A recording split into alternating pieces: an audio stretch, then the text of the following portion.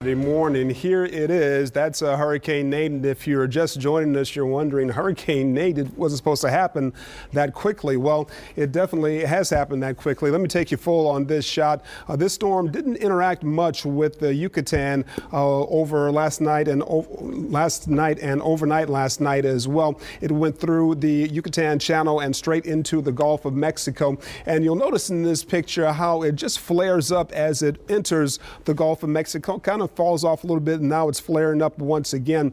So it became a Category 1 hurricane last night with 80-mile-per-hour winds, and the last update from the National Hurricane Center indicated that it was even stronger than that, up to 85 miles per hour right now. It's still a Category 1 storm. You can see it making its way through the Yucatan Channel here up to the point that it is right now here in just about the east central Gulf of Mexico. Still moving out at a very rapid rate of 22 miles per hour. I think when I left here yesterday, it was moving at 21 miles per hour, and it's going to hold on to that forward speed as it continues to move across the Gulf of Mexico, which is rich in moisture, not much dry air at all, none of those shearing winds out here at all. So the conditions are okay, and especially the Gulf temperatures in the mid 80s. The possibility exists that this thing can intensify further, but it's moving pretty quickly at 22 miles per hour, and that's probably going to be the limiting factor right there. Here's the RPM model showing this storm continuing to make its way towards us here in southeast Louisiana.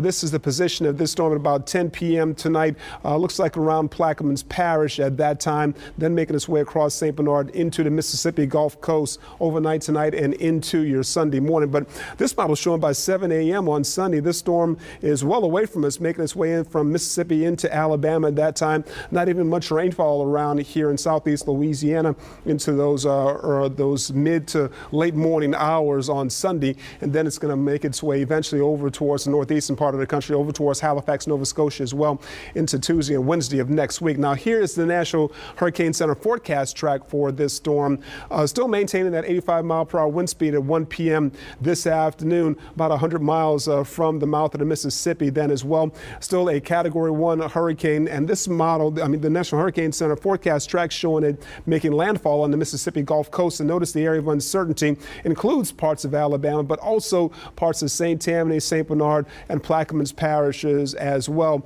So this is much different from what the American model that I've been showing you and the European model have been saying. They've had this thing making landfall around the southeast Louisiana coastline around Port Fourchon, Grand Isle area. So 90-mile-per-hour winds. In order to be a Category 2 hurricane, this storm needs to have 96-mile-per-hour winds. So this model not showing that